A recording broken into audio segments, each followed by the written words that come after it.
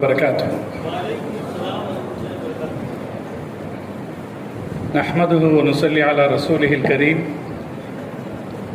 أما بعد فقد قال الله تعالى في القرآن العظيم والفرقان المجيد: يا أيها الذين آمنوا اتقوا الله وابتغوا إليه الوسيلة وجاهدوا في سبيله لعلكم تفلحون.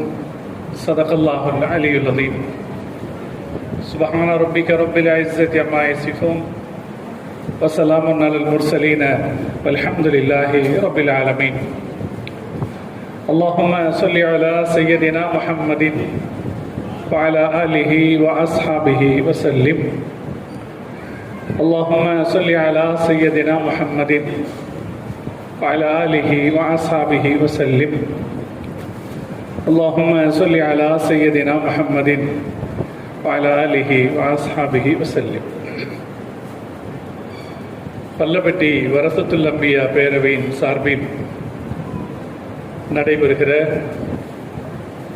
வலிமார்கள் நினைவு பெருவிழா, இளம் ஆலிம்களை கௌரவிக்கும் திருவிழா என இரண்டு சிறப்பான நிகழ்வுகளின் பெருவிழாவாக நடைபெறக்கூடிய இந்த சிறப்பு நிகழ்ச்சிக்கு தலைமையேற்றிருக்கிற எங்கள் அன்பிற்குரிய சகோதரர், பல்லவட்டி வட்டார ஜமாஅத் உலமா சபையினுடைய தலைவர் கலீலுர் ரஹ்மான் பாக்கவி ஹசரத் அவர்களே, எனக்கு முன்னால் சிறப்பான ஒரு துவக்க உரையை ஆற்றி அமர்ந்திருக்கிற மக்தூமியா அரபுக் கல்லூரியின் பேராசிரியர் யாசிர் அஹ்மத் பிலாலி ஹசரத் அவர்களே,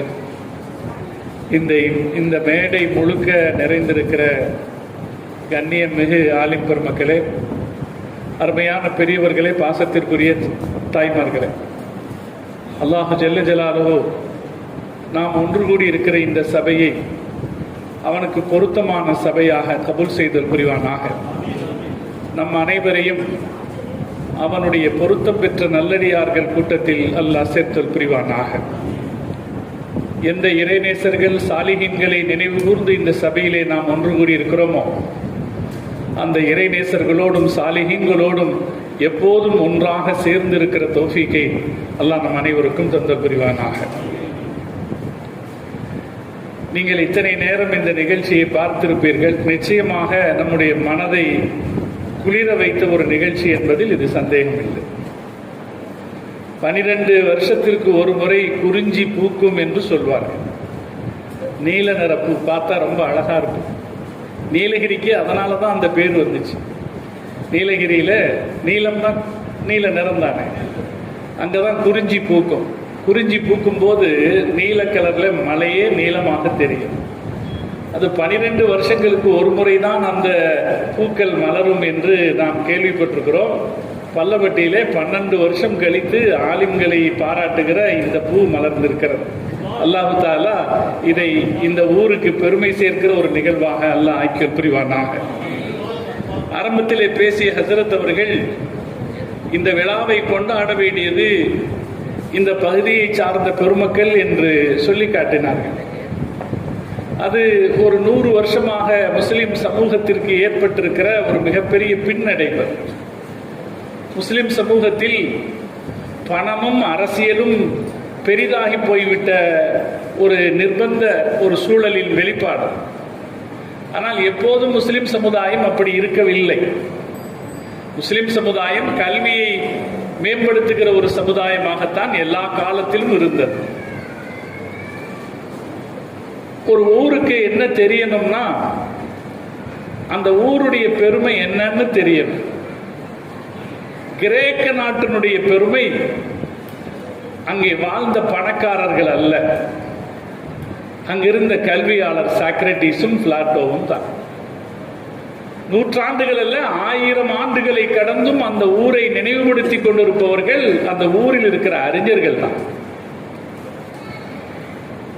ஆங்கிலேயர்கள் சொல்லுவார்கள், நாங்கள் பிரிட்டிஷ் சாம்ராஜ்யத்தை வேண்டுமானால் விட்டு தருவோம், ஆனால் ஷேக்ஸ்பியரை விட்டு தர மாட்டோம் என்று சொல்வார்.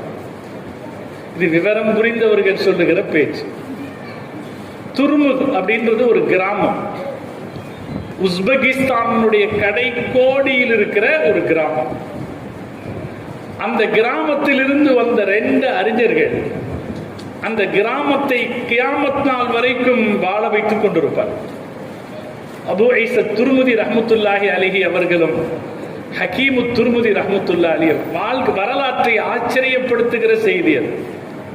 புகாரா நகரத்தை அங்கு வாழ்ந்த பிரமுகர்கள் பெருமைப்படுத்தவில்லை, அங்கு வாழ்ந்த பணக்காரர்கள் பெருமைப்படுத்தவில்லை. இன்று வரை புகாரா நகரத்தை பெருமைப்படுத்திக் கொண்டிருக்கிறது இமாம் முஹம்மது பின் இஸ்மாயில் அல் புகாரி ரஹ்மத்துல்லாஹி அலைஹி அவர்கள் தான். இது ஒரு நகரத்திற்கு தெரிய வேண்டும். ஒரு நகரத்தினுடைய யதார்த்தமான பெருமை அந்த நகரத்தில் இருக்கிற பணக்காரர்கள் கிடையவே கிடையாது. ஆனால் அவர்களால் அந்த நகரத்திற்கு நன்மை இருக்கிறது, சந்தேகம் இல்லை. பணக்காரர்கள் எல்லாம் மரியாதை அற்றவர்கள் என்பது அதன் கருத்தல்ல. செல்வந்தர்கள் தான் இந்த தீனின் எல்லா வளர்ச்சிக்கும் துணை நின்றவர்கள், அதிலும் சந்தேகம் இல்லை. ஆனால் ஒரு நகரத்தின் பெருமை என்பது அதன் செல்வந்தர்கள் அல்ல. அதே போல ஒரு நகரத்தின் பெருமை என்பது அதன் ஆட்சியாளர்களும் அல்ல. நீங்கள் ஹாரூன் ரஷீத் நிலைத்திருக்கிறாரா? இமாம் கஸ்ஸாலி நிலைத்திருக்கிறார். எந்த பகதாதில் ஹாரூன் ரஷீத் அதிகாரம் செலுத்தினாரோ 1,50,00,000 கிலோமீட்டர்கள், நான் சொல்ல சொல்ல எங்கேயும் சொல்றது சமுதாயத்துக்கு அந்த உணர்வு வரட்டும்னு. 1-2 அல்ல, 1,50,00,000 கிலோமீட்டர்கள் அரசாட்சி செய்த ஹாரூன் ரஷீத் அவர் வரலாற்றில் நிலைத்திருக்கிறாரா, பின்பற்றப்படுகிறாரா? இமாம் கஸ்ஸாலி போற்றப்படுகிறார்கள். வஹீதீன் அப்துல் காதர் ஜீலானி கத்தஸல்லாஹு சிர்ரஹுல் அஸீஸ் போற்றப்படுகிறார்கள். அப்துல்லாஹ் இப்னு முபாரக் ரஹ்மத்துல்லாஹி அலைஹி அவர்கள் போற்றப்படுகிறார்கள். ஹாரூன் ரஷீது அவருடைய வீட்டில் தூங்கிட்டு இருந்தார். ஒரு சத்தம் கேட்டது, பெருசா ஒரு சத்தம் கேட்டது, யர்ஹமக்கல்லா என்று சொல்கிற ஒரு சத்தம். அந்த சத்தத்தில் ஹாரூன் ரஷீது முடிச்சிட்டார். அரசரை யாராவது விழிக்க வைப்பார்களா? அது அவருக்கு கோபம் வந்துருச்சு, யார் சத்தம் போட்டது? அப்போ உங்க மனைவி சொன்னாங்களா, உங்களால ஒன்றும் செய்ய முடியாது. இது அப்துல்லாஹ் இப்னு முபாரக் உரையாற்றிக் கொண்டிருக்கிற போது அவருக்கு ஒரு தும்மல் வந்து விட்டது. அவர் தும்மிய போது அவரை சுற்றி இருந்த கூட்டம் சொன்ன யர்ஹமக்கல்லாஹ் தான் உங்கள் உறக்கத்தை எழுப்பி இருக்கிறது, உங்களால் அவர்களை ஒன்றும் செய்ய முடியாது என்று சொன்ன வரலாறுகள் எல்லாம் இஸ்லாமிய வரலாற்றில் ஏராளமாக இருக்கிறது. இஸ்லாமிய வரலாற்றில் மட்டுமல்ல சகோதரர்களே, உலக வரலாற்றிலும் இருக்கிற யதார்த்தம் அது. அறிவாளிகள் தான் ஒரு சமூகத்தின் பெருமை. முஹம்மது ரசூலுல்லாஹி ஸல்லல்லாஹு அலைஹி வஸல்லம் அவர்கள் அதை பல வகையிலும் நமக்கு சொல்லி இருக்கிறார்கள். அந்த அறிவாளிகளை பாராட்ட பழகுங்கள். ஸல்லல்லாஹு அலைஹி வஸல்லம் அவர்கள் சொன்ன ஒரு ஹதீஸ், அபூ சயீத் அல் குத்ரி ரலியல்லாஹு தஆலா அன்ஹு அவர்கள் சொல்கிறார்கள், மன் நதர இலா வஜ்ஹி ஆலிமின் நதரத்தன், நீங்கள் ஒரு ஆலிமை பார்க்கிறீர்கள், ஒரு பார்வை, நல்ல ஒரு பார்வை பார்க்கிறீங்க. அதனால தான் சொல்றது, ஜும்மா பயானுக்கு போகும்போது எங்கேயாவது ஒரு மூலையில போய் உட்காராதீங்கன்னு. பயானுகளுக்கு போகும்போது எங்கேயாவது ஒரு மூலையில ஓரமா உட்கார்ந்து ஸ்பீக்கருக்கு பக்கத்துல நின்று கேட்டு போகாதீங்க. யார் பேசுறாரோ அவர் முகத்தை பாருங்க. முஹம்மது ரசூலுல்லாஹி ஸல்லல்லாஹு அலைஹி வஸல்லம் அவர்கள் சொன்னார்கள், மன் நதர இலா வஜ்ஹி ஆலிமின் நதரத்தன், ஒருவர் ஒரு ஆலிமுடைய முகத்தை பார்த்து ஃபஃபரிஹ பிஹா, அதில் அவர் மகிழ்ச்சி அடைந்தார் என்றால், ஹலகல்லாஹு தபாரக வ தஆலா மின் தில்கன் நதரதி வல் ஃபரஹி மலக்கன் யஸ்தக்ஃபிருல்லாஹ் லி ஸாஹிபிஹி இலா யௌமில் கியாமா. அப்படி பார்க்கிறவருக்காக அல்லாஹ் ஒரு மலக்கை நியமிக்கிறான். அந்த மலக்கு அந்த மனிதருக்காக பாவ மன்னிப்பு கேட்டுக்கொண்டே இருக்கிறார் கியாமத் நாள் வரைக்கும். ஒரு ஆலிமை பார்க்கிறீங்க, அந்த முகத்தை பார்த்ததுல ஒரு மகிழ்ச்சி அடைகிறீங்க. அந்த மகிழ்ச்சிக்கு எது நோக்கமாக இருக்கும்? ஆலிமை பார்த்து மகிழ்ச்சி அடைகிற போது அந்த மகிழ்ச்சிக்கு அழகு நோக்கமாக இருக்காது, அழகு நோக்கமாக இருக்காது. பல ஆலிம்கள் கருத்த நிறத்தில் இருப்பவர்களாக இருப்பார், தாடி வைத்திருப்பார், அழகு நோக்கமாக இருக்காது. அதில் அவரிடத்தில் இருக்கிற பணமோ பகட்டோ நோக்கமாக இருக்காது. ஒரு ஆலிமை பார்க்கிற போது நமக்கு மகிழ்ச்சி ஏற்படுகிறது என்றால் அதற்கு காரணம் அல்லாஹும் அவனுடைய ரசூலுமாகத்தான் இருப்பார். அப்படி பார்த்து ஒரு மகிழ்ச்சி மனசுக்குள்ள வரும்னா அவருக்காக அல்லாஹ் ஒரு மலக்கை நியமிக்கிறான் என்று சொல்லிக் கொடுத்த தலைவர் நம்முடைய தலைவர். அந்த தலைவருடைய உம்மத்து நாம். நாம ஆலிம்களை கண்டு மகிழ்ச்சி அடையாவிட்டால் நம்மை என்னன்னு சொல்றோம்.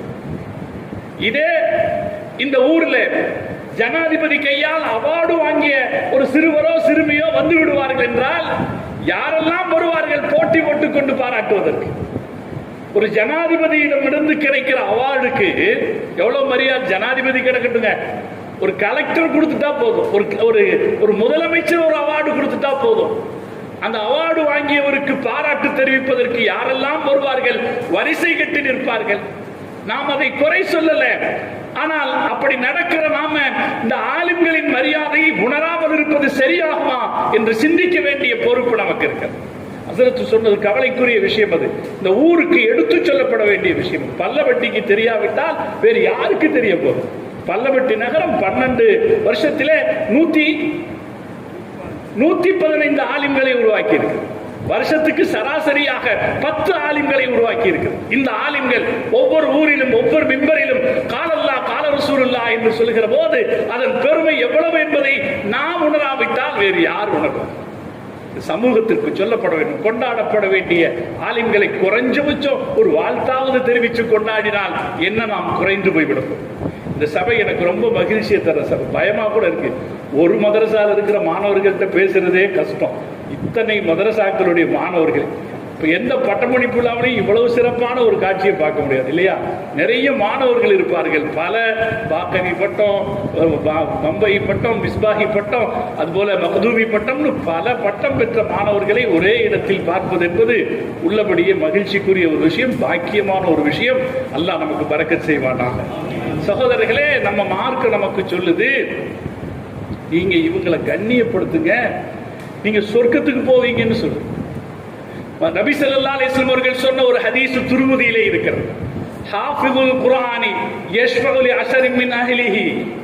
குர்ஆனை மனனம் செய்த ஹாஃபில் அவருடைய குடும்பத்தாரில் 10 பேருக்காக நாளை மறுமையை பரிந்துரைப்பார் என்று ஸல்லல்லாஹு அலைஹி வஸல்லம் அவர்கள் சொன்னார். ஹதீஸிலே இந்த ஹதீஸுக்கு விரிவுரை எழுதுகிற ஆலிம்கள் சொல்வார்கள், அந்த 10 பேரும் பெரிய சீதேவிகள் அல்ல. சீதேவிகளுக்காக அவர் பரிந்து பேச வேண்டிய அவசியம் இல்லை. அவருடைய குடும்பத்தில் யார் பாவிகள் இருக்கிறார்களோ அந்த பாவிகளில் 10 பேருக்காக அவர் பரிந்து பேசுவார் என்று அர்த்தம். இந்த ஹதீஸை விவரிக்கிற போது அறிஞர்கள் இன்னொன்று சொல்வார்கள், அவருடைய குடும்பத்தில் என்றால் யாருக்கு? அவருடைய குடும்பத்தில் என்றால் யாருக்கு? குடும்பத்தில் 2 பேர் இருப்பாங்க. ஒரு சாரார் அவர் படிக்க தொடங்குகிற போதே அவரை தூற்றி இருப்பார், அவரை அவநம்பிக்கைப்படுத்தி இருப்பாங்க. உனக்கு வேற வேலை இல்லையா, இதுக்குதான் நீ போகணுமா, இதுல போய் நீ என்ன சம்பாதிக்க போற என்று அவநம்பிக்கைப்படுத்தி இருப்பார்கள் ஒரு சாரார். இன்னொரு சாரார், நல்ல வேலை, இந்த துறையை தேர்ந்தெடுத்தீங்களா, இது சிறப்பான துறை என்று அவரை வாழ்த்தி இருப்பார்கள்.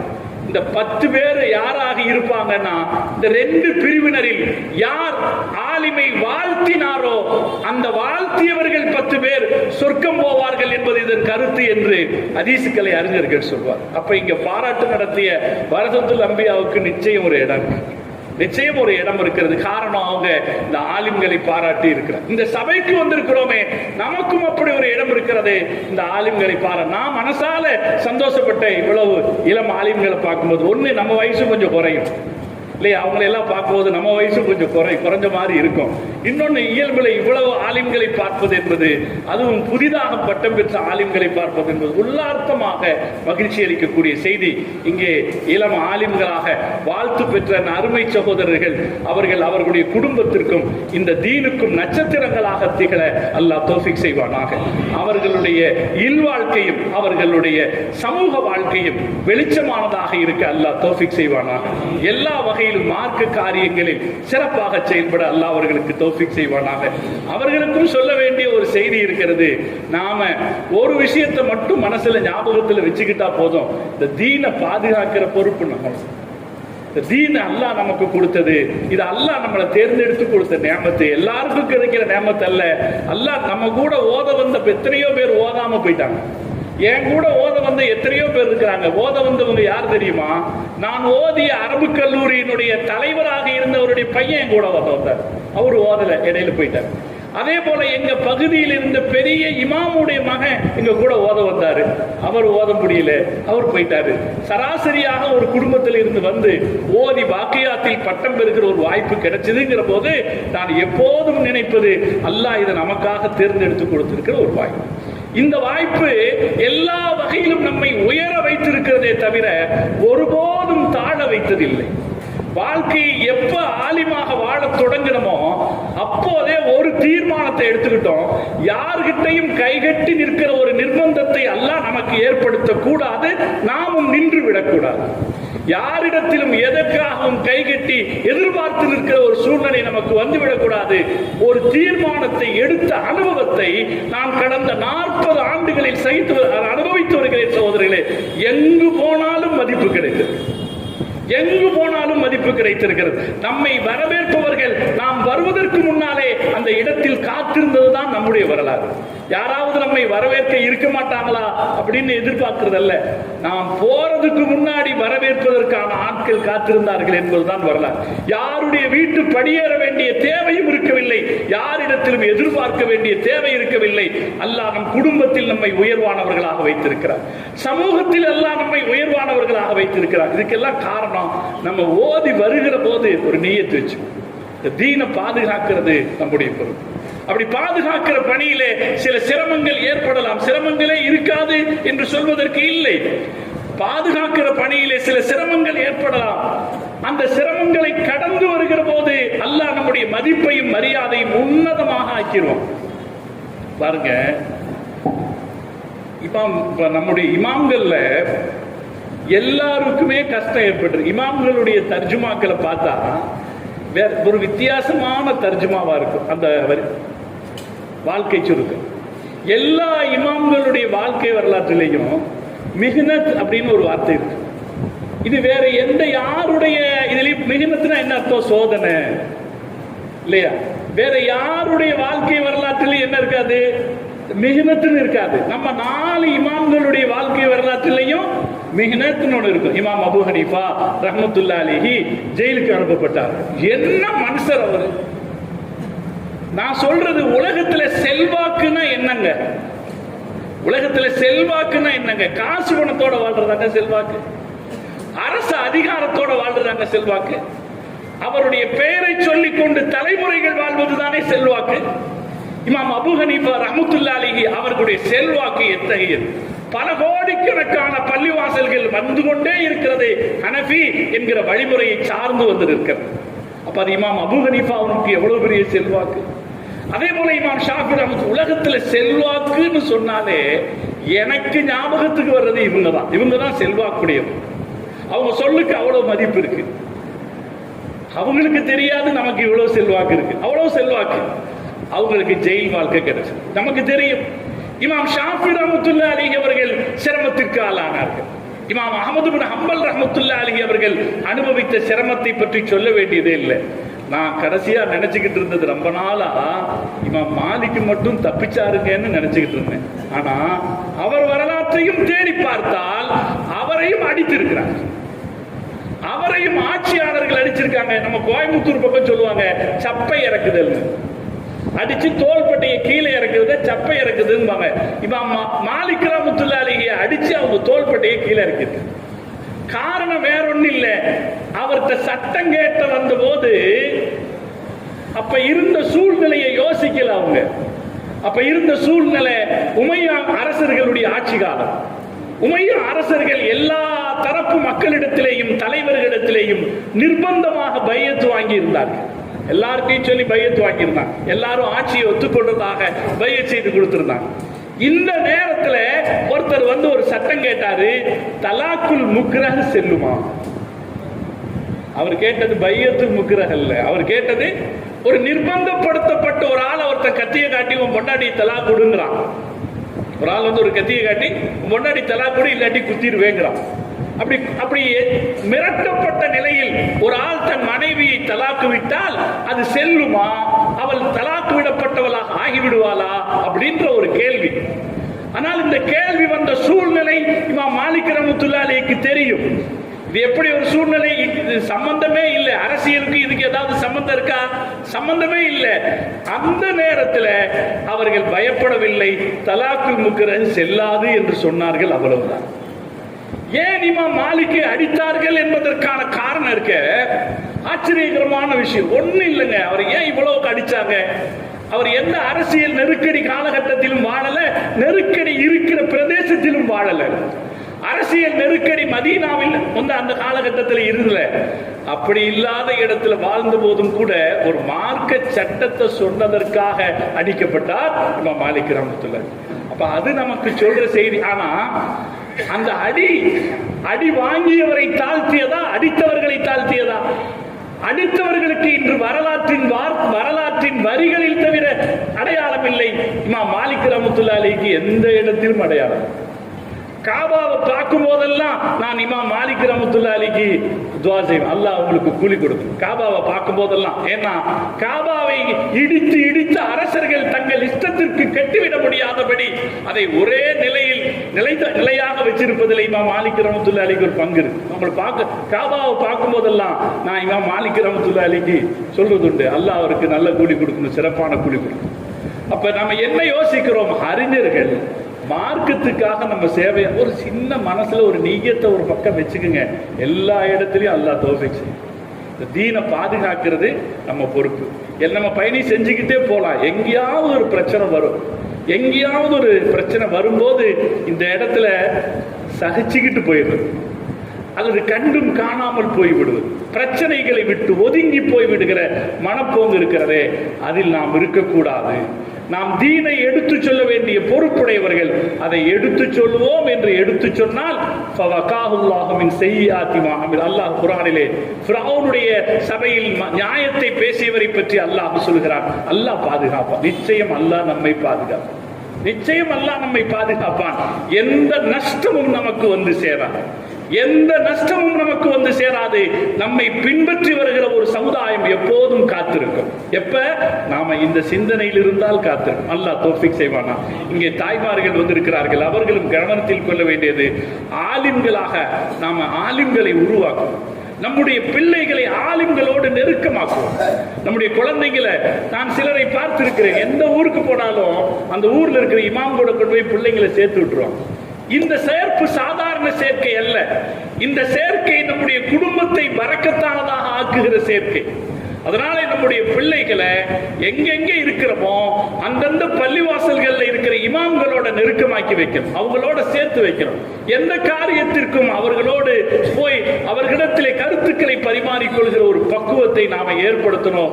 அது வாழ்க்கையில சிறந்ததாக இருக்கும். வெளிநாடு போகிற என்னுடைய நண்பர்களில் பிள்ளைகளில் யாரெல்லாம் வெளிநாடு போகிறார்களோ அவர்கள் எல்லோருக்கும் சொல்றது, அமெரிக்காவானாலும் சரி, லண்டன் ஆனாலும் சரி, நான் சொல்றது, நீ போ, ஏழைக்கு எங்க வேணாலும் போ, ஜும்மாவுக்கு போகும்போது அந்த இமாமை போய் முசாஃபஹா செய்துட்டு போ, உன் வாழ்க்கை பாதுகாப்பாக இருக்கும்னு சொல்லு. அது காரணம் நம்முடைய முன்னோர்கள் கற்றுக் கொடுத்தது. நீங்கள் ஆலிம்களோடு நெருக்கமாக இருக்கிற வரைக்கும் தவறான வழியில் போவதற்கான வாய்ப்புகள் இருக்காது. நல்ல வழியில் சிந்திக்கவும் செயல்படுவதற்கான வாழ்க்கை இருக்கும். அல்லாஹ் தௌஃபீக் செய்தல் புரிவானாக. நாம ஆலிம்களை கண்ணியப்படுத்தவும், ஆலிம்களை பாராட்டவும், ஆலிம்களை சந்தோஷமாக பார்த்து வாழுகிறான ஒரு தௌஃபீக்கை அல்லாஹ் நம் அனைவருக்கும் தந்தல் புரிவானாக. அந்த பக்குவத்தை நம் நகர மக்களுக்கும் அல்லாஹ் தந்தல் புரிவானாக. மல்லபட்டி என்பது உலமாக்களால் சிறப்படைந்த பெரிய நகரம், வலிமார்களால் சிறப்படைந்த பெரிய நகரம். இந்த நகரத்தின் சிறப்பு மேலும் மேலும் இந்த நிகழ்ச்சியின் மூலம் இந்த நகரத்தின் பெருமை அதிகரிக்கும். இவ்வளவு ஆலிம்கள் இருக்கிறார்கள். அல்லாஹு தஆலா மாஷா அல்லாஹ் இன்னும் பல 100 ஆலிம்கள் இங்கிருந்து வருவதற்கு, தமிழகம் முழுக்க இந்த மார்க்கத்தின் ஜோதியை அவர்கள் எடுத்துக்கொண்டு போய் சேர்ப்பதற்கு அல்லாஹ் தௌஃபீக் செய்வானாக என்று நான் துஆ செய்து கொள்கிறேன். அருமையான சகோதரர்களே, வலிமார்களை பற்றி நினைவு கூறுகிற சபையில், வலிமார்கள் என்றாலே பல பேர் என்ன நினைத்துக் கொண்டிருக்கிறார்கள்னா, அவர்கள் இந்த தீனில் தேவையற்றவர்கள், வேண்டாதவர்கள், அவசியமற்றவர்கள் என்று சில பேர் நினைத்துக் கொண்டிருக்கிறார்கள். ஆனால் நாம் புரிந்து கொள்ள வேண்டிய அடிப்படையான ஒரு செய்தி என்ன? இஸ்லாமிய ஈமானிய வாழ்க்கை நமக்கு வேண்டும் என்று நாம் ஆசைப்பட்டால், வலிமார்களை நேசிக்கிற வழியிலும் வழிமார்களுடைய வரலாறுகளை வாசிக்கிற வழியிலும் நாம் பழக்கப்பட்டால் மாத்திரமே ஒரு சிறப்பான ஈமானிய வாழ்க்கை நமக்கு சாத்தியம், ஒரு சிறப்பான இஸ்லாமை கடைபிடிப்பதும் நமக்கு சாத்தியம். அந்த வழிமார்கள் தான் இந்த உலகத்திற்கு தீனை கொண்டு போய் சேர்த்தவர்கள். நான் எத்தனையோ சபைகளில் சொல்லி இருக்கிறேன், உங்களுக்கும் சொல்லுகிறேன். வழிமார்கள் தான் யதார்த்தத்தில் தீனை நிலம் முழுக்க கொண்டு போய் சேர்த்தவர்கள். முதலில் மதீனாவுக்கு கொண்டு போனவர் முஸ்அப் இப்னு உமைர் ரலியல்லாஹு தஆலா. இஸ்லாமிய படை போகல மதீனாவுக்கு, இஸ்லாமிய படை போகல. முதல்ல மதீனாவுக்கு போனது முஸ்அப் இப்னு உமைர் ரலியல்லாஹு தஆலா என்கிற அல்லாஹ்வுடைய மாபெரும் இறைநேசர். அல்லாஹ்வை நேசித்து இந்த தீனை நேசித்த ஒரு மாபெரும் இறைநேசர். சகோதரர்களே, ஒரு தத்துவத்தை அறிஞர்கள் சொல்லி காட்டுவாங்க. எங்க எல்லாம் அரசர்கள் மூலமாக இஸ்லாம் போச்சோ அங்க எல்லாம் இஸ்லாத்துக்கு சோதனை ஏற்பட்டு, எங்க எல்லாம் வழிமார்கள் மூலமாக இஸ்லாம் போச்சோ அங்கெல்லாம் இஸ்லாம் பாதுகாப்பாக செழிப்பாக இருக்கிறது. ஆய்வு செய்யப்பட வேண்டிய ஒரு கருத்து, இது நிரூபிக்கப்பட்ட ஒரு கருத்து. எங்கெல்லாம் வழிமார்கள் மூலம், நான் ஒரு சின்ன உதாரணம் சொல்லுவேன். இன்னைக்கு நம்ம நாட்டில் பிரச்சனைகளும் நாகரிக சிக்கல்களும் நாடு முழுக்க விரவி இருக்கிற சூழலில் நம் நாட்டின் ஒரு அங்கமாக இருக்கிற லட்சத்தீவுகள் அமைதியாக இருக்கிறது. லட்சத்தீவுகளை பத்தி படிச்சு பாருங்க. லட்சத்தீவுகள் அமைதியாக இருக்கிறது. லட்சத்தீவுகள்ல கடந்த 25 வருஷத்துல ஒரே ஒரு கொலை நடந்திருக்கு. ஒரே ஒரு கொலை. கற்பழிப்பு வழக்குகள் இல்லை, திருட்டு வழக்குகள் இல்லை. லட்சத்தீபினுடைய நாடாளுமன்ற உறுப்பினர் சொல்கிறார், லட்சத்தீபில் நாய்களும் இல்லை, திருட்டும் இல்லை. லட்சத்தீபில் நாய்களும் இல்லை, திருட்டும் இல்லை. அதனால் எந்த கடற்கரையில் வேண்டுமானாலும் நீங்கள் ராத்திரி நேரத்தில் நிம்மதியாக இருக்கலாம் என்று சொல்லி சுற்றுலா பயணிகளை அவர் ஈர்க்கிறார். இன்னைக்கும் இந்திய அரசியலில் ஒரு பரிசுத்தமான நிலப்பரப்பாக லட்சத்தீவு இருக்கிறது. அதை யாரும் மறக்க முடியாது. இந்திய அரசியலும் இந்திய அரசாங்கமும் ஒப்புக்கொள்கிறது. லட்சத்தீவுக்குன்னு ஒரு வெப்சைட் இருக்கு. அந்த வெப்சைட்ல எடுத்து லட்சத்தீவினுடைய சிறப்பு என்ன என்று போட்டு பாருங்க. குற்ற வழக்குகள் குறைந்திருக்கிற நிலம் இந்தியாவிலேயே லட்சத்தீவு தான். கடந்த 25 வருஷத்துல ஒரே ஒரு கொலை தான் நடந்தது. அந்த கொலைக்கும் வேறொரு காரணம் இருக்கிறது. அதுல ஒரு கொலை நடந்திருக்கு. வேற கற்பழிப்பு வழக்குகளோ இதோ கிடையாது. அது ஒரு சுற்றுலா தலம். நீங்க கோவாவோடு ஒப்பிட்டு பாருங்க. இந்தியாவுடைய சுற்றுலா தலங்கள்ல கோவாவோடு ஒப்பிட்டு பாருங்க. கோவாவில் எவ்வளவு குற்ற செயல்கள் நடக்கிறது என்பதை லட்சத்தீவின் நிலவரத்தோடு ஒப்பிட்டு பாருங்கள். லட்சத்தீவினுடைய புனிதம் நமக்கு புரியும். லட்சத்தீவு எப்படி இஸ்லாம் ஆச்சு?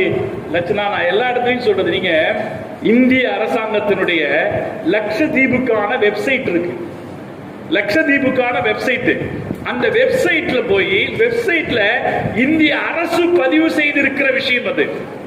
உபைதுல்லா என்பவர் மதீனாவில் படுத்திருந்தார். மதீனா பள்ளிவாசலில் படுத்திருந்தார். உபைதுல்லா யாரு? அபூபக்கர் சித்திக் ரலியல்லாஹு தஆலாவுடைய குடும்ப வழித்தோன்றல். அவர் மஸ்ஜித் நபவி பள்ளிவாசலில் படுத்திருந்தார். அவருக்கு முகமது நபி கனவில் வந்து, நீ ஒரு கப்பலை பிடித்து எந்த நிலத்திற்கு அது போகிறதோ அங்கு போய் இஸ்லாத்தை சொல் என்று கனவில் சொன்னார்கள். அவர் நேரா ஜித்தாவுக்கு வந்தாரு. ஒரு படகு புறப்பட்டு கொண்டிருந்த படகில் அவர் ஏறினார். கொஞ்சம் தூரம் ஒரு பயணம் போனார்.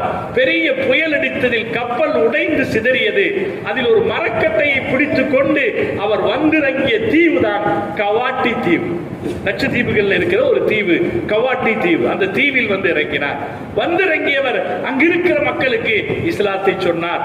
அவர் வழியாக இஸ்லாம் லட்சத்தீவில் பரவியது. இன்றைக்கும் அவருடைய அடக்கஸ்தலம் அகாத்தா தீவிலே, அங்க இருக்கிற ஒரு தீவிலே அவருடைய அடக்கத்தலம் இருக்கு. லட்சத்தீவுக்கு போகணும்னு ஒரு ஆசை இருக்கு. அங்க இருக்கிற கடற்கரையை பார்க்கறதுக்கு அல்ல, அங்க இருக்கிற அந்த ஜியாரத்துக்கு போகணும்னு அது ஒரு ஆசை இருக்கு. காரணம், அந்த ஒரு மனிதர் தீனை கொண்டு வந்து சேர்த்தார். அந்த தீன் இன்றைக்கும் பாதுகாப்பாக இருக்கு. வலிமார்கள் வழியாக எங்கெல்லாம் இஸ்லாம் சென்றதோ அங்கெல்லாம் இஸ்லாம் இன்றும் பாதுகாப்பாக இருக்கிறது. எங்கெல்லாம் அரசர்கள் மூலமாக இஸ்லாம் சென்றதோ அங்கெல்லாம் இஸ்லாம் சிக்கலை சந்தித்திருக்கிறது. அதுக்கு ஒரு உதாரணம் தான் ஸ்பெயின், அதுக்கு ஒரு உதாரணம் தான் மற்ற ஐரோப்பிய நாடுகள், அதுக்கு ஒரு உதாரணம் தான் சில ஆப்பிரிக்க நாடுகள். அங்கெல்லாம் முஸ்லிம்கள் பேர்ல இருந்து அங்க இஸ்லாத்தை விட்டு போயிட்டாங்க. காரணம் என்ன? வலிமார்கள் வழியாக இஸ்லாம் செல்லல, ஆட்சியாளர்கள் வழியாக இஸ்லாம் செல்ல. எங்கே வலிமார்கள் மூலமாக இஸ்லாம் போச்சோ அங்கெல்லாம் இஸ்லாம் நிலையாக இருக்கிறது. அது வலிமார்கள் வழியாக அல்லாஹ் செஞ்ச ஏற்பாடு. எனவே இந்த வலிமார்களை நினைவு கூறுறதுல நமக்கு இருக்கிற முக்கிய விஷயம் என்னன்னா, இந்த வலிமார்களுடைய துணையை வைத்துக் கொண்டால் மாத்திரமே நாம் நம்முடைய இஸ்லாமையும் ஈமானையும் பாதுகாத்துக் கொள்ள முடியும் என்பதுதான் இன்றைய என்னுடைய கருத்து. வலிமார்கள் வேண்டாம் என்று சொல்லிவிட்டால் என்ன ஆகும்?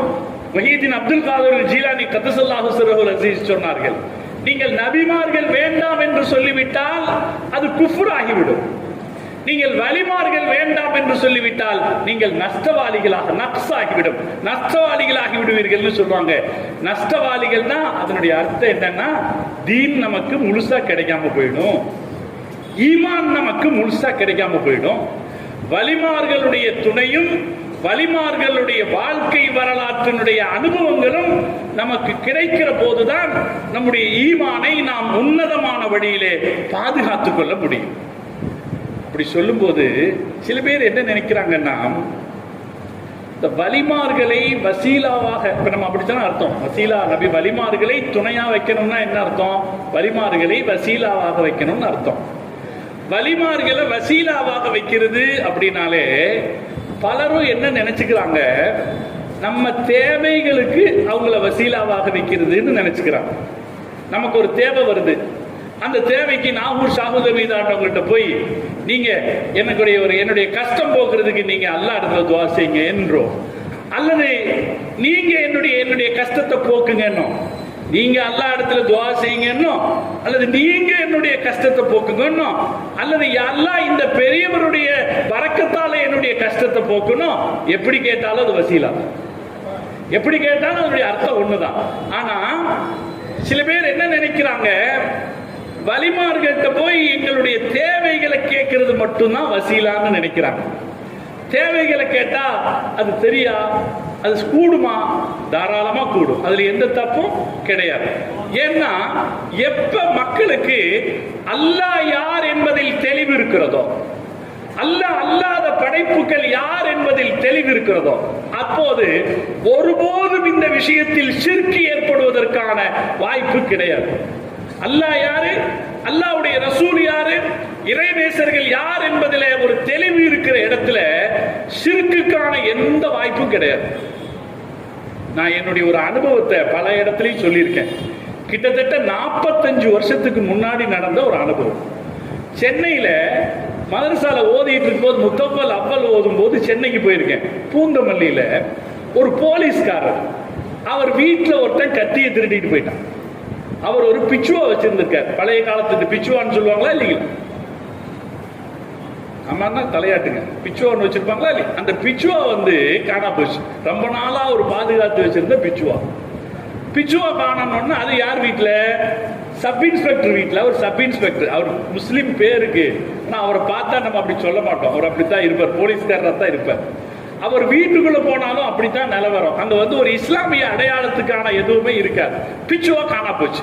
இப்ப நான் அங்க போய் நிக்கிறேன், பயங்கர கோவத்துல இருக்காரு. என் வீட்டுல இருந்து ஒருத்தர் திருடிட்டு போயிட்டாங்க அப்படின்னு கோவத்துல நிக்கும் போது அந்த வீட்டுக்கார அம்மா சொல்லுது, அதை பார்த்த உடனே எனக்கு முதல்ல முஸ்லிம்னே தோணல. அந்த வீட்டுக்கார அம்மா சொல்லுது, எங்க போன வாரமே நம்ம கோவலம் போனோம்னு நினைச்சோம் இல்லையா, போகாததுனால தாங்க காணா போச்சுன்னு சொல்லுது. அவர் எவன்டா என் வீட்டுக்கு திருட வந்ததுன்னு கோவிச்சிட்டு இருக்கிறாரு. இந்த அம்மா இப்படி சொல்லுது, போன வாரமே நம்ம கோவலத்துக்கு போகணும்னு நினைச்சோமே, போகாம போயிட்டோமே அப்படின்னு சொல்லுது. கோவலத்துல யார் இருக்கா? தமிழ் தர்கா இருக்கு. அது நான் ஓதிக்கிட்டு இருக்கிற காலம் பார்த்தீங்களா? அப்ப எனக்குள்ள ஒரு இந்த அம்மா என்ன சொல்லுது, தர்கா பத்தி சொல்லுது. நான் கேட்டேன் அந்த அம்மா கிட்ட, ஏமா கோவலத்துல யார் ஆண்டவனா இருக்கிறான்னு, ஆண்டவனா இருக்கிறான்னு கேட்டேன். அப்ப அந்த பெண் சொல்லுச்சு, அந்த அம்மா பார்ப்பதற்கு ஒரு இஸ்லாமிய அடையாளம் எதுவுமே இல்லாத அந்த பெண்மணி சொன்னார், அப்படியெல்லாம் இல்லைங்க, நல்லவங்க இருக்காங்க, நல்லவங்க இருக்காங்க. அப்ப தன் வீட்டில் ஒரு கத்தி காணாமல் போன போது அதற்கு யாருடைய துணையை தேட வேண்டும் என்று அந்த பெண்மணிக்கு தெரிஞ்சது. மார்க்க தொடர்பே இல்லாத அந்த பெண்ணுக்கு கூட அது அல்லாஹ் இல்லை என்று தெரிந்தது. இப்ப லா இலாஹ இல்லல்லாஹ் சொன்னவர்களுக்கு அல்லாஹ் யார் என்று தெரியும், முஹம்மது ரசூலுல்லாஹி ஸல்லல்லாஹு அலைஹி வஸல்லம் யார் என்று தெரியும். எல்லா கூட்டத்திலும் ரசூலுல்லாஹ் விஷயத்திலேயே தடுமாறாத உம்மத் இது இல்லையா? இன்ன வரைக்கும் ரசூலுல்லாஹ்வுடைய வீட்டு வாசலுக்கு போய் நின்னு நம்ம என்ன சொல்றோம்? அஷ்ஹது அன்னக அப்துஹு வ ரசூல், இப்படிதான் சொல்லிட்டு இருக்கோம். இன்னைக்கும் நம்ம அங்க போய் என்ன செய்யறது இல்ல, வேற மாதிரி சொல்லிடுறது இல்ல. இன்று வரை முஹம்மது ரசூலுல்லாஹி ஸல்லல்லாஹு அலைஹி வஸல்லம் விஷயத்திலேயே தடுமாறாத முஸ்லிம் சமுதாயம் வேறு யார் விஷயத்திலும் தடுமாறுவதற்கான வாய்ப்பு கிடையாது. அதனாலே சமுதாயம் ரொம்ப தெளிவா இருக்கு. அல்லாஹ் யாரு, அல்லாஹ்வுடைய நல்லடியார்கள் யார் என்பதில் தெளிவாக இருக்கிறது. எனவே ஷாகுல் ஹமீத் ஆண்டவை அவர்களிடத்திலே போய் நீங்கள் என் கஷ்டத்தை நீக்க வேண்டும் என்று அவர்களிடத்திலே சொன்னாலும் சரி, அல்லது நீங்கள் அல்லாஹ்விடத்திலே துஆ செய்து என் கஷ்டத்தை நீக்க வேண்டும் என்று சொன்னாலும் சரி, அல்லாஹ்வே இவருடைய பரக்கத்தால் என் கஷ்டத்தை நீக்கி என்று சொன்னாலும் சரி, ஒரு இடத்திலும் அதில் சிறுக்கு வர போறதில்லை. அது எதிலும் சிறுக்கு வர போறதில்லை. இது என்னங்க ஆச்சரியம்? டாக்டருக்கு போய் டாக்டர் நீங்க தான் என் நோயை குணப்படுத்தணும்னு சொன்னா சிறுக்காயிடுமா? டாக்டர்கிட்ட போய் சொல்லாதவங்க யாரும் இருக்காங்களா? ரொம்ப அறிவுக்கு ரொம்ப ரொம்ப சாதாரணமா புரியுற விஷயம். டாக்டர் நீங்க தான் என் நோயை குணப்படுத்தணும் அப்படின்னு சொன்னா அது எப்படி ஷிர்காகி விடாதோ அதே போல இதுவும் ஷிர்காகி விடாது. அது தெளிவாக இருக்கிற போது நாம தெளிவில்லாமல் இருந்தா தான், இவருக்கு ஏதோ ஒரு சக்தி இருக்கிறது என்று நினைச்சு நம்ம பேசினா தான் அது ஷிர்க்கு வர வாய்ப்பு இருக்கிறதே தவிர இல்லைன்னா ஷிர்க் இல்லை. முஹம்மது ரசூலுல்லாஹி ஸல்லல்லாஹு அலைஹி வஸல்லம் காலத்தில் இப்படி பெருமானார் வசீலாவாக வைத்ததற்கு ஏராளமான நிகழ்ச்சிகள் இருக்கிறது. ஒரு ஹதீஸ் உண்டு. உமர் ரலியல்லாஹு தஆலா அன்ஹு அவர்கள் சொல்றாங்க, உமர் ரலியல்லாஹு தஆலா அன்ஹு சொல்றாங்க, அல்லாஹும்ம இன்னா குன்னா, அவங்களுக்கு மழை இல்லை, மழை வரல, ரொம்ப நாளா மழை வரல, கடுமையான பஞ்சம். பஞ்சம் வரும்போது அவங்க துஆ செய்யறாங்க. பஞ்சம் வர்ற நேரத்துல துஆ செய்யறாங்க. என்ன துஆ செய்யறாங்க? அல்லாஹும்ம இன்னா குன்னா நதவஸ்ஸலு இலைக்க பி நபியினா, அல்லாஹ்வே நாங்க எங்க நபியை வச்சு உங்ககிட்ட நாங்க மழையை கேட்டுக்கிட்டு இருந்தோம். எங்க நபிகிட்ட சொல்லி மழையை கேட்டுட்டு இருந்தோம். மழையே இல்லைன்னா யாராவது ஒரு சஹாபி வந்து சொல்லுவாரு, நபி துஆ செய்வாங்க, மழையை கேட்டுட்டு இருந்தோம். நாங்கள் எங்கள் நபியை வைத்து உன்னிடத்தில் மழையை கேட்டுக் கொண்டிருந்தோம். நீ எங்களுக்கு மழையை தந்தாய். இப்ப நபி மௌத்தாயிட்டாங்க. இன்னா நதவஸ்ஸலு இலைக்கி பி அம்மி நபியினா ஃபஸ்கினா, எங்கள் நபியினுடைய பெரியத்தாவை வச்சு கேட்கிறோம், யா அல்லாஹ் நீ எங்களுக்கு மழையை கொடு என்று உமர் ரலியல்லாஹு தஆலா அவர்கள் கேட்டார்கள் என்ற ஒரு ஹதீஸ் இருக்கு. அப்ப மழையை நீங்க நேரா தாண்டி கேட்காம யாரை வச்சு கேட்கிறாங்க? ஒருத்தரை வச்சு கேட்டார். யாரு கேட்டது? கேட்டது யாருங்க? உமர் ரலியல்லாஹு தஆலா. கேட்டது யாரு? ஏன் உமர் ரலியல்லாஹு தஆலா தெரியாத யா அல்லாஹ் நீ மழையை கொடுன்னு கேட்கறதுக்கு? உமர் ரலியல்லாஹு தெரியாது யா அல்லாஹ் நீ. உமர் ரலியல்லாஹு தஆலா இந்த தீன்ல எவ்வளவு ஸ்ட்ரிக்ட் ஃபேர்வெலி, எவ்வளவு ஸ்ட்ரிக்டானால அவர் கேட்டிருக்கலாமே. அவர் கேட்கல. அவர் எப்படி? அல்லாஹ் உன்னுடைய நபியை வச்சு இதுவரைக்கும் கேட்டோம், உன் நபியினுடைய குடும்பத்தாரை வைத்து அல்லாஹ் எங்களுக்கு நீ மழையை தருவாயாக என்று கேட்டிருக்கிறார். அதே போல மார்க்க அறிஞர்கள் ஒரு செய்தி சொல்லுவாங்க, மதீனாவுக்கு போயிட்டு மக்காவுக்கு போறது சிறப்பா, மக்காவுக்கு போயிட்டு மதீனாவுக்கு போறது சிறப்பா? மதீனாவுக்கு போயிட்டு மக்காவுக்கு போறது. மார்க்க அறிஞர்கள் சட்ட நூல்களில் சொல்லுவார்கள், உன்னால் முடிந்ததென்றால் மதீனாவுக்கு போயிட்டு மக்காவுக்கு போகும். காரணம் என்னன்னா, மக்காவை காட்டி கொடுத்தது அவங்கதான். யார் காட்டி கொடுத்தா? அல்லாஹ்வை காட்டி கொடுத்தது யாரு? வாசப்படி இல்லாம தலைவாசல் வந்துருமா? படி இல்லாம தலைவாசலுக்குள்ள போயிட முடியுமா? அதனால முஹம்மது ஸல்லல்லாஹு அலைஹி வஸல்லம் அவங்கள பார்த்துட்டு அப்படி போன்னு சொல்லுவாங்க. இமாம் மாலிக் ரஹ்மத்துல்லாஹி அலைஹி இடத்துல மன்னர் மஅமூன் வந்து மன்சூர் வந்து கேட்கிறார். மன்னர் மன்சூர் மாலிக் ரஹ்மத்துல்லாஹி அலைஹி வந்து கேட்கிறார், அஸ்தக்பிலுல் கிப்லத ஃபஅதுஉ அவ் அஸ்தக்பிலுல் ரசூல ஃபஅதுஉ. இப்ப கூட சத்து நடக்கும். இப்ப கூட மதீனால போய் நம்ம ரசூல்லா இருக்கிற மஸாரை பார்த்து கையை தான் வந்து தட்டுவான், இங்கே கேட்காதேம்மா. அதனால என்ன செய்வோம்? நம்ம எல்லாம் திரும்பி கிபிலா பார்த்து நடக்கு இல்லைங்களா, இங்க பார்த்து கையை நீட்டினா ஓடி வந்து தட்டிடுவான், துரத்தி விட்டுருவான், என்ன வேணாலும் செய்வான்.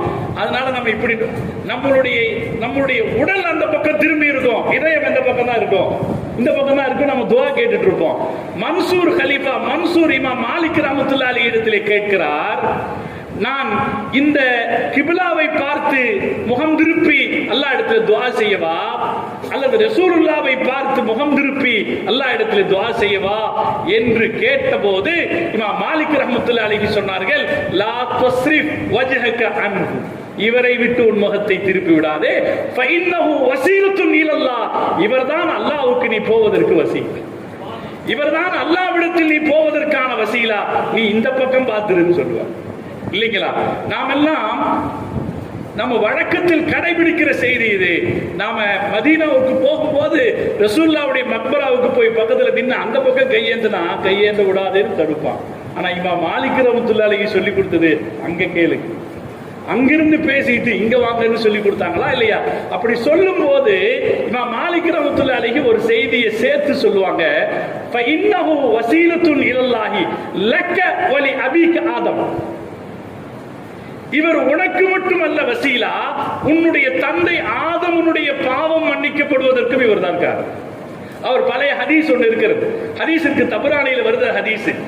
ஆதம் அலைஹிஸ்ஸலாம் அவங்க அல்லாஹ் இடத்துல கேட்டாங்க, யா அல்லாஹ், நான் உன்னிடத்தில் பாவ மன்னிப்பு கேட்கிறேன், பிஹக்கி முஹம்மதின், முஹம்மது ஸல்லல்லாஹு அலைஹி வஸல்லமுடைய பொருட்டால் என் பாவத்தை மன்னிப்பாயாக என்று கேட்டபோது, அப்ப அல்லாஹ் கேட்டான், கைஃப அரஃப்த, முகம்மது பத்தி உனக்கு எப்படி தெரியும் என்று கேட்டபோது அவங்க என்ன சொன்னாங்கிற வரலாறெல்லாம் நமக்கு தெரியும்.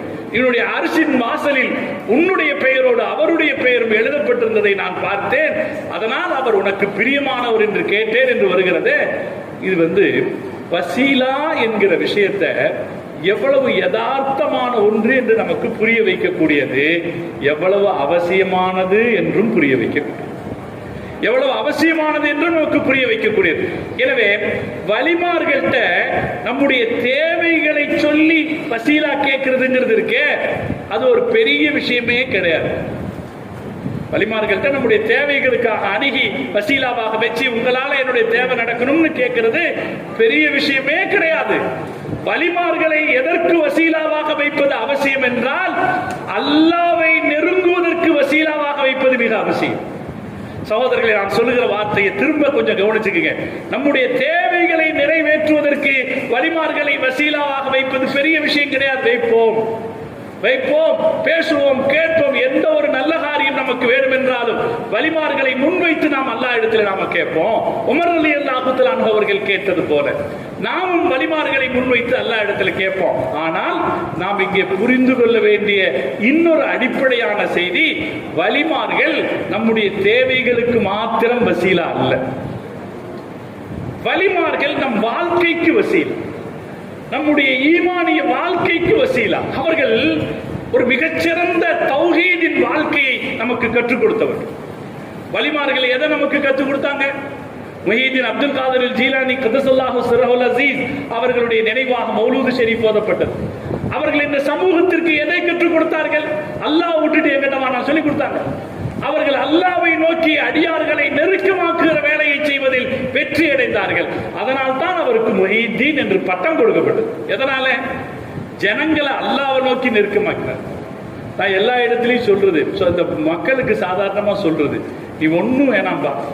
இன்னைக்கு சமூகத்தில் நடப்புல இருக்கிற முஹிதீன் ஷேக் சார்ந்து சமூகத்தில் நடப்புல இருக்கிற ஒரு விஷயம், அவங்க பேர்ல இருக்கிற ராத்தீபு இல்லையா? முஹிதீன் ஷேக் சேர்ந்து நம்மகிட்ட நடப்புல இருக்கிற ஒரு விஷயம் என்னங்க? அவங்க பேர்ல இருக்கிற ராத்தீபு. இதுக்கு ஏன் முஹிதீன் ராத்தீபுன்னு பேர் வந்துச்சு? பல ராத்தீபுகள் பல மாதிரி, ஹத்தாது ராத்தீப் இருக்குது, பல ஷாதிரியா தரீகா ராத்தீப் இருக்குது. இது முஹிதீன் ராத்தீபுன்னு பேர் வந்துச்சு இல்ல? இந்த முஹிதீன் ராத்தீபு யார்கிட்ட இருந்து வந்திருக்கு? முஹிதீன் ஷேக்கிட்ட இருந்து வந்திருக்கு. அந்த முஹிதீன் ராத்தீபு என்ன சொல்லி கொடுக்குது? நம்மளை அல்லாஹ்வோட நெருக்கமாக்குதா தூரமாக்குதா? சாதாரண பாமரனை கூட அல்லாஹ்வோட நெருக்கமாக்குறதானே முஹிதீன் ராத்தீப். அல்லாஹு ஹாலிரி, அல்லாஹு நாலிரி, அல்லாஹு ஷாஹிதி, அல்லாஹு மஇ இல்லையா? இந்த ஒரு வாசகம் எவ்வளவு பிரம்மாண்டமான வாசகம். நம்ம தமிழ்ல அர்த்தம் படிக்காதனாலேயே வீணா போடும். அரபி வார்த்தைகளுக்கு அர்த்தம் என்னன்னு புரிஞ்சிருந்திருந்தா இது எவ்வளவு மகத்தானதுன்னு நமக்கு தெரிஞ்சிருக்கும். அதனாலதான் வீட்டுல ராத்தி போதுனா கூட நம்ம எங்கேயாவது சாயா குடிச்சு உட்கார்ந்துக்கிறோம். ஏன்னா இதனுடைய அர்த்தம் நமக்கு தெரியறது இல்லை. இந்த அர்த்தம் தெரிந்து ஓதுவோம் என்றால் நம்முடைய உள்ளம் எவ்வளவு கிளர்ச்சி அடையும், நம்முடைய உடலில் ரோமங்கள் எப்படி எழுச்சி வரும் இல்லையா?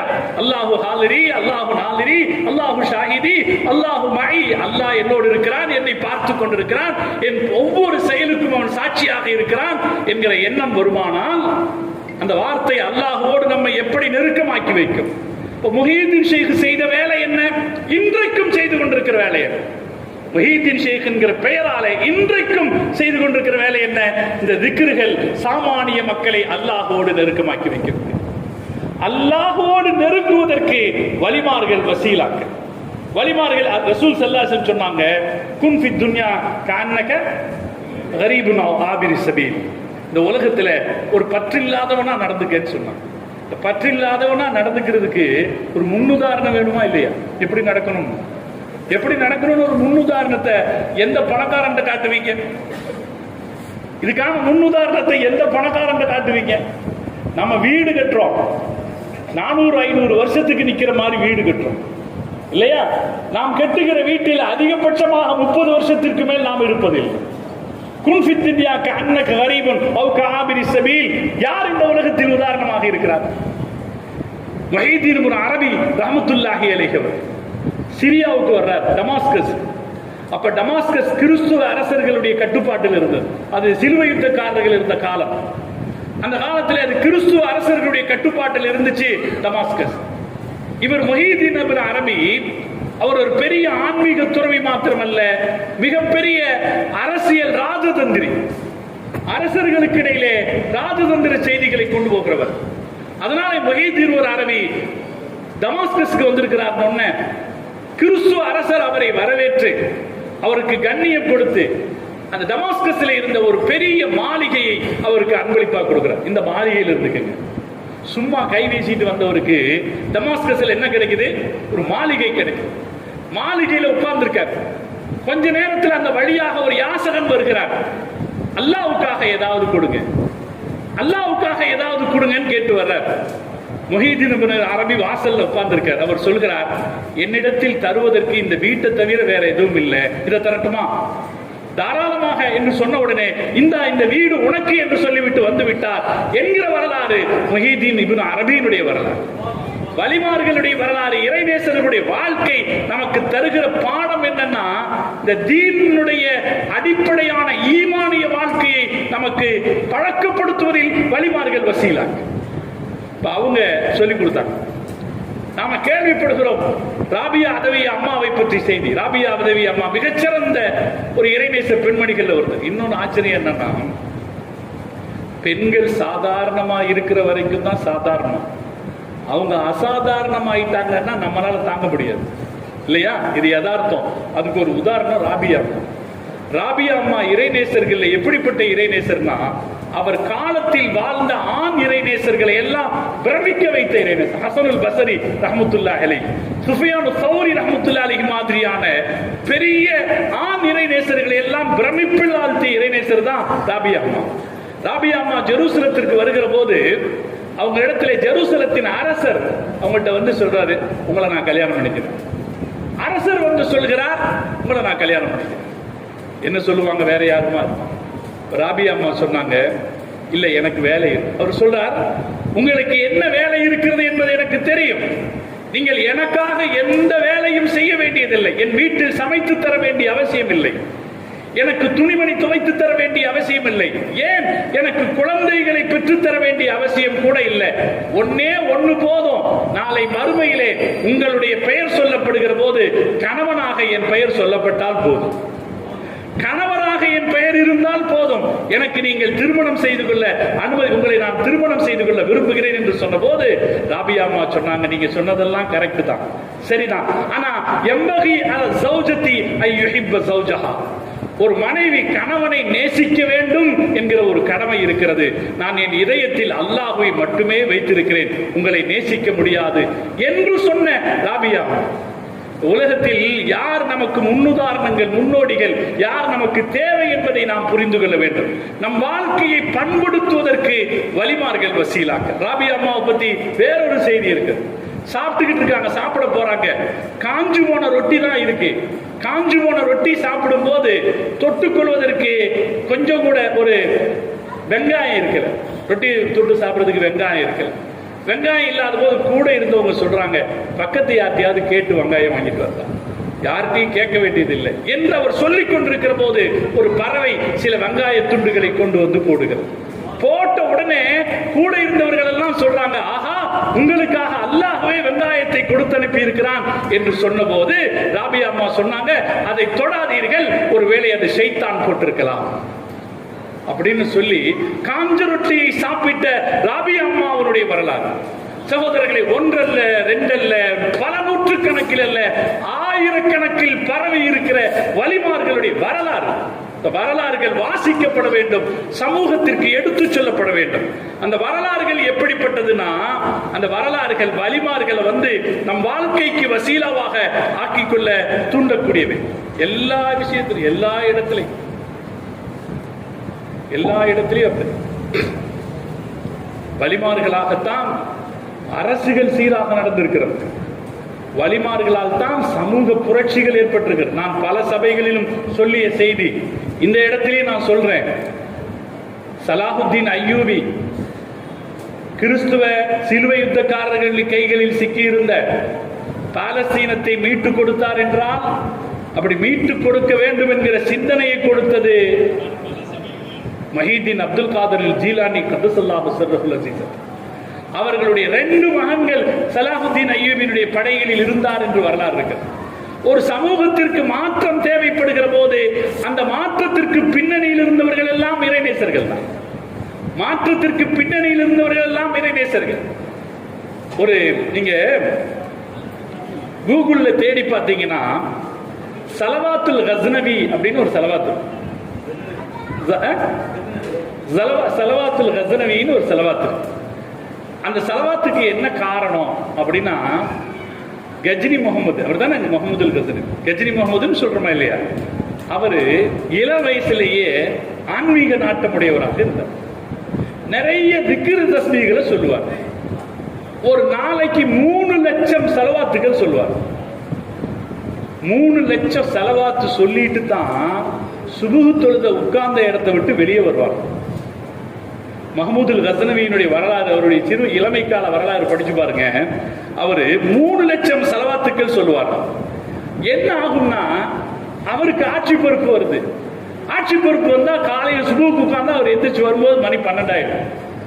இப்ப எல்லோரும் அவரை பார்க்க வந்திருப்பவர்கள், அரசு தேவையுடையவர்கள் எல்லாம் அவருக்காக காத்திருக்கிறார்கள்.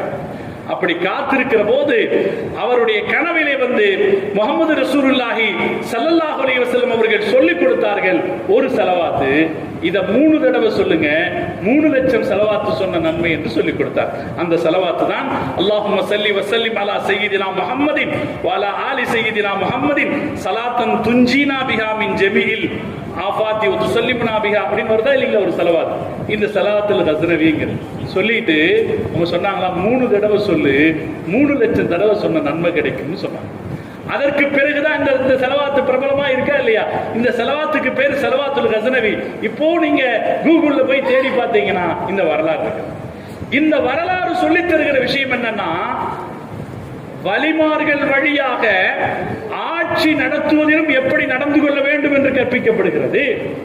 ஆட்சியாளராக இருக்கிறவர் அவர் அல்லாஹ்வை மாத்திரமே துதித்துக் கொண்டிருப்பவராக இருந்தால் போதாது, மக்கள் விவகாரங்களிலும் இறங்கி அந்த வேலை பார்ப்பவராக இருக்க வேண்டும். அப்படி பார்க்கிற போது அவர் அல்லாஹ்வை துதிப்பதில், ரசூலுல்லாஹ்வின் மீது ஸலவாத்து சொல்வதில் அவருக்கான சலுகைகள் தரப்படுகிறது என்கிற செய்தி இதிலிருந்து கிடைக்கும்.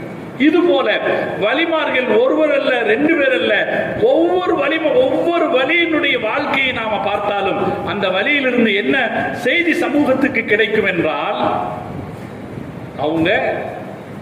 அவங்கள பின்பற்றினா நம்ம வாழ்க்கையை நாம சரியாக்கி. இமாம் கஸ்ஸாலி ரஹ்மத்துல்லாஹி அலைஹினுடைய ஆலிம்கள் இருக்கிறதுனால சொல்றேன்.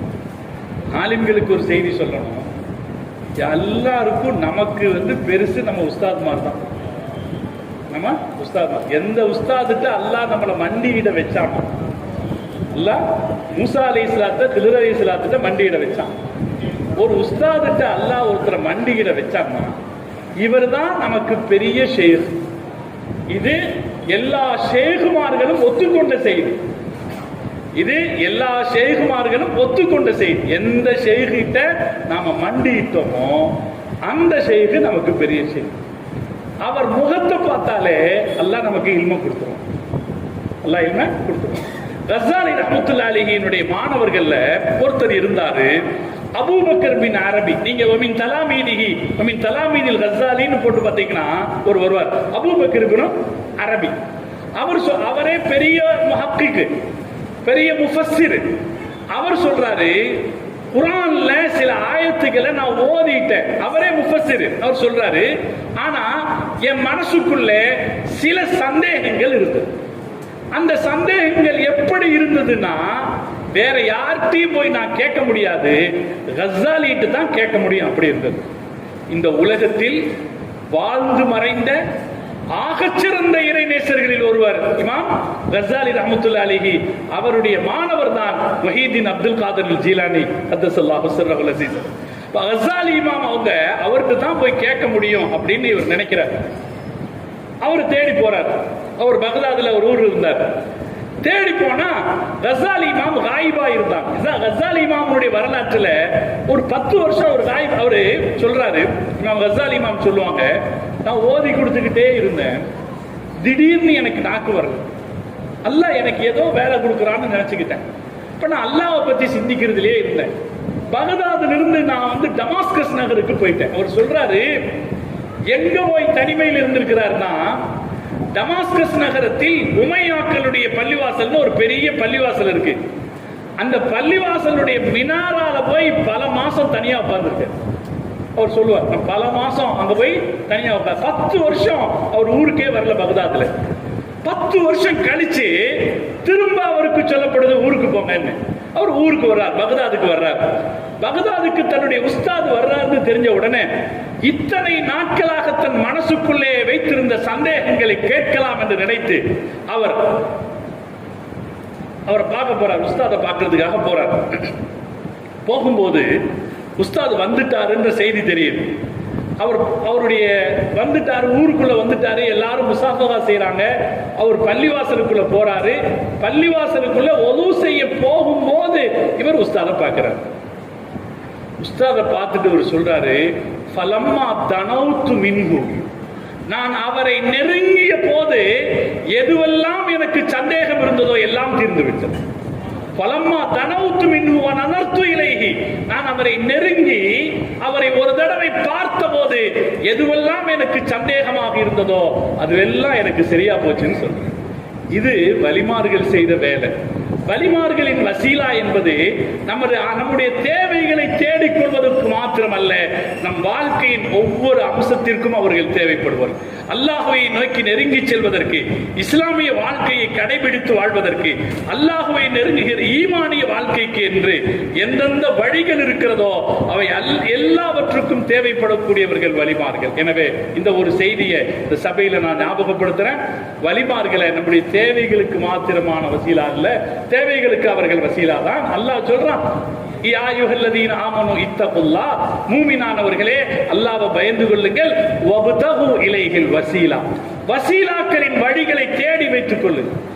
அல்லாஹ்வை நெருங்குற வசீலா, வசீலானா ஒரு துணை, அல்லாஹ்வை நெருங்குற துணைகளின் வழிகளை தேடி வைத்துக் கொள்ளுங்கள், அது தேவைப்படும். ஏன் அல்லாஹ் சொல்றான்? அதை வச்சுதான் இந்த தீனை நெருங்க முடியும்னு சொல்றான். இதுக்கு முன்னால இந்த தஃப்சீருக்கு கீழே இன்னும் பல செய்திகள் இருக்கு. ஒண்ணு, இது எங்க வருது? இது வர்ற இடத்துல இதே இன்னொரு ஆயத்து இருக்கு, யா அய்யுஹல்லதீன ஆமனு தகுல்லாஹ் வ கூனு மஅஸ் ஸாதிகீன், அப்படி ஒரு ஆயத்து இருக்கு. நீங்கள் அல்லாஹ்வை பயந்து கொள்ளுங்கள், பயந்து கொள்ள வேண்டும் என்றால் நல்லவர்களோடு சேர்ந்திருங்கள். இந்த ஆயத்து இருக்கு. இந்த ஆயத்து சூரத்து தௌபால வருது. அது தௌபாவில் அது வரக்கூடிய பின்னணியை பார்த்தீர்கள் என்றால் அல்லாஹ் நமக்கு சொல்லுவான், இறைநேசர்களோடு சேர்ந்திருக்கிற வாழ்க்கை தான் ஈமானிய வாழ்க்கை என்று அல்லாஹ் நமக்கு சொல்வதாக அர்த்தம். எனவே இந்த சிறப்பான சபையிலே, ஆலிம்கள் நிறைந்திருக்கிற இந்த சபையிலே எனக்கும் உங்களுக்குமாக சொல்லுவேன், வலிமார்களை நம்முடைய தேவைகளுக்கு வசீலாவாக தேவையானால் வைத்துக் கொள்ளலாம். நல்லது, சிறப்பானது, நம்முடைய தேவைகள் நிறைவேறுவதற்கு அது உதவக்கூடியது.